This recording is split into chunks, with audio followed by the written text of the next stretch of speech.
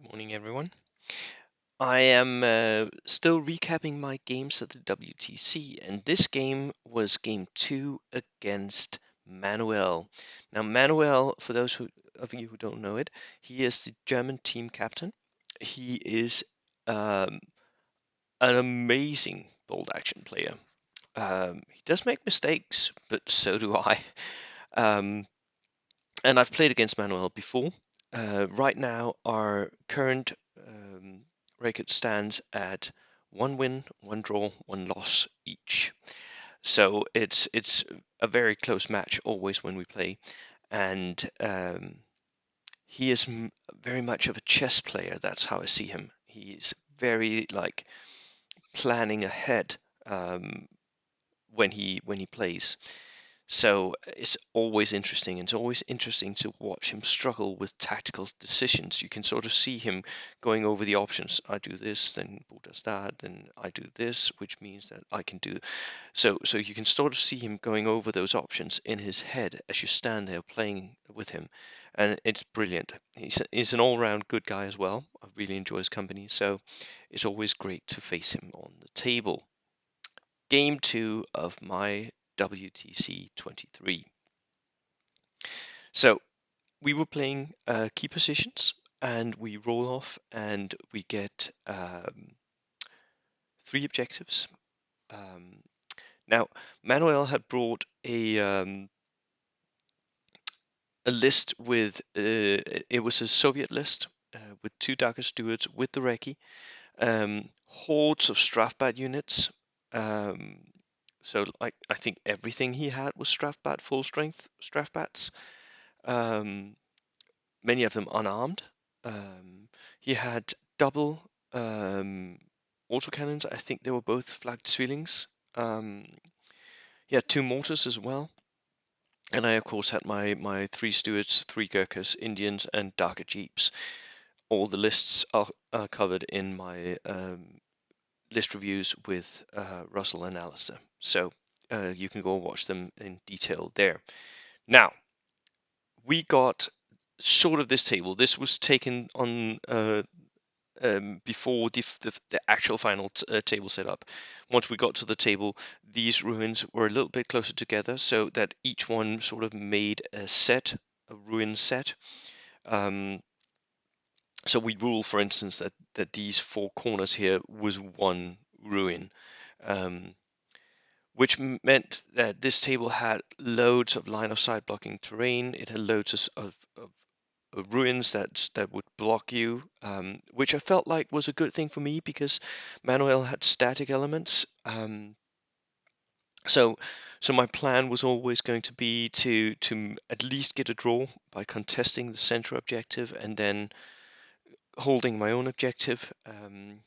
And maybe pushing him off the center. That was always going to be the plan. Now, Manuel threw a wrench in that because he knew that was going to be my plan, and he knew his only chance of winning would be to do something very different. So um, we start out. He gets to place the first or place two objectives, placing the first, and I get to place one. So he starts out placing one objective in this ruin here, in the corner of this ruin, um, which was on our table. I actually turned the other way around. There were minor details from table to table that were different, not many, but it was shifted so that you didn't have that line of sight. You had the other line of sight, except we ruled that it wasn't one one ruin, so you couldn't really see through it anyway. Manuel places it on the corner here. That placement meant that anyone coming from here could easily access it, as could they by pushing up here and jumping from ruin to ruin. Pretty cool. No problem with that. So I place one pretty close to it in this ruin here. I wanted to have my objectives close to each other because I knew my close combat capabilities were way beyond Manuel's Strafbat units. So I wanted the objectives to be close so that I could jump from one objective to the other with my infantry. Manuel sees this and knows that this is a problem. So what he does next surprised me, and I was thinking that he would want the last objective to be somewhere here. He does not. He loads one side of the table, he places it over here. Now, this is a huge gamble. It's a huge gamble, and I would not recommend that you do this ever at a tournament, because what can happen now is that that I pick this side here, and I have two objectives to start with, and if I can hold both of them, he's just given me the win. Um, However, Manuel's units are full strength, so I know that he's going to outflank. I know that he's going to try and push this objective here. He's sort of already signaled that to me. So what I wanted to do was, at this point, my plan was to contest two objectives and hold one. Well, I've written it the other way around, I can hear. See here, hold your objective and maybe contest the third. That wasn't my plan. I wanted to hold this objective here, contest maybe this one, and contest maybe this one. If I could hold on to this one, brilliant. I wanted to have one unit of Indians here, maybe my anti-tank rifle, and a steward. That was what I wanted to push towards this objective. All the rest I really wanted to push towards this objective, and then maybe push on to that objective. That was the plan. Um, so use two stewards centrally, because there are two objectives here, and hopefully be in a position where he couldn't get his flak feelings to work on me. That was always my worry, because flak feelings really cut through stewards like butter. Um, so I didn't want to have too many lines of sight to my stewards. I wanted my stewards to counter his stewards. That was his movable element, and at the same time I wanted them to deliver pins and casualties to his Strafbat units. So the decisive moment comes. Unfortunately, first draw, first round, my stewards have to go down first. No, I thought. Well, oh well. Manuel had at this point placed one of his flag feelings here, and it actually had line of sight through here, which was good. It meant that I couldn't push too far ahead. And the other flag feeling was here, line of sight down here. There was a lot more room between these two ruins, but never mind. And then he had mortars and mortars, and I didn't know where his stewards were going to go. He, of course, had a massive outflank as well. I have to deploy my stewards. So I take a gamble here. And I think in retrospect I should not.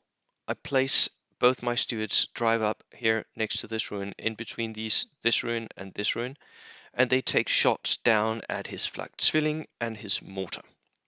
I wanted to get rid of that flak because he's already deployed it. So it's, for me, it's just moved long range. It's fives, and I've rolled a lot of dice on a steward. So I shoot. I actually end up using two steward, killing his flak. I don't kill the mortar though, but I kill his flak. But that means that he can counterpunch, and he does so. He deploys both his stewards here. The first one shoots. He has moved. It's long range. He needs a 5. He rolls a 5. He has +3. I have armor 8 in the front. He needs a 6. He rolls a 6. And then he rolls a 5, and my first steward dies. That was not very likely, but it did happen. And I was behind, and because I was behind, I had one steward left in reserve, and I felt like I had to push it in to counter his stewards here as well. So I end up having all three of my stewards over here, which ends up being a problem because his outflank actually clears off that objective. Another central point is Manuel, I think, made a little bit of a mistake. He clumped up his stewards over here, presenting a perfect target for my artillery observer. I shoot them, they get pinned, and they stay pinned for a lot of the game. Meaning that I could push up my stewards, and still I could fire my main gun at his stewards, continue delivering pins at them, and then I make another mistake. I'll get back to that, but that actually end up losing me another steward here. So I lose two stewards. Not good. Turn 6, the game basically comes down to turn 6, who gets the first order dice, and at that point, Manuel has more order dice in the bag, and I have not been getting the first order dice of any of the turns. But he has Strathbat units that's snaked out here. I have a Gurkha unit that's snaked over here. I can just see him, which means that if I get the first order dice, I charge him, I kill him, then this objective is cleared, and I can sort of huddle around it, and he can't contest it anymore. He gets the first order dice. Cleverly enough, he's seen this, so he pushes his Strathbat in behind line of sight blocks, so I can't see them, I can't kill them. And that was the end of the game. My mistakes. I should have kept my stewards behind ruins. I should not have engaged in that duel. I should not have tried to kill his flag swilling. I got greedy. I thought I could clear some area for myself and just, take on his stewards with 2 of mine and my artillery observer. It did not pan out at all. Remember, I'd said that Manuel had snaked that one unit of Strathbat down towards the objective. That unit of Strathbat was actually a mistake on his part. He had moved in front of his second flag swilling, and he had gone down from there because I started shooting at him. So he was sitting there blocking his own line of sight. Now, at one point, I shoot my main gun at one of his stewards, deliver a few pins, and then I shoot my hull at those Strathbat. That was a mistake. That was a huge mistake. But yes, that meant that the 4 Strathbat that I killed, he could just remove them and open his line of sight, returning fire with his flag swilling, killing my steward. That was not well played on my part. I should just have delivered like 1 machine gun, should deliver a few pins. I should not have killed those Strathbats. That was bad play. And then I should not, since I should have kept my stewards behind ruins. Should have kept them safe. I'll even show you where I should have kept them. I should have kept them behind this ruin so that I could push forward into the ruin, be in hard cover, and then shoot out from that ruin. That one flag swilling could not have seen me, and I could have delivered the same pins and the same shooting towards his stewards from there. So that's what I should have done. I should not have been out in the open over here. Right. I got greedy. If that was done, if I had 2 stewards there, I could have dedicated a steward to the flank as per plan, and that would have collapsed his outflank. It just would have. He did not have enough in his outflank to hurt me in any meaningful way if I had a steward over there.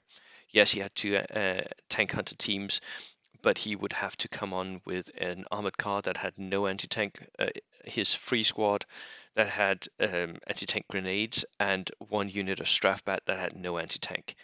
Not enough to kill me, and those 2 units of anti-tank dudes, they had a Panzerfaust each. I could have stayed a little bit back and just, yeah. Anyways, you live and learn from your mistakes, don't you? So the result ends up a 7-5 draw in Manuel's favor. I was very close to him, but I lose too much. I make too many mistakes in this game. Manuel also made mistakes, but his outflank just rolled me up. So that was 2 games decided by an outflank, and I never outflank if I can avoid it. Yeah, there you go. That's just the way it rolls sometimes. So it was a really enjoyable game. Manuel and I were both very happy with the result of the game. I would have liked to have had the win, especially because I think I had a good plan and I had the right side, and I think Manuel made a mistake in loading up one of the sides of the table, but of course he knew that he could do the outflank and to try to to claw back from his mistake. Yeah. Well, that was the second game of the WTC for me. Cheers, everyone.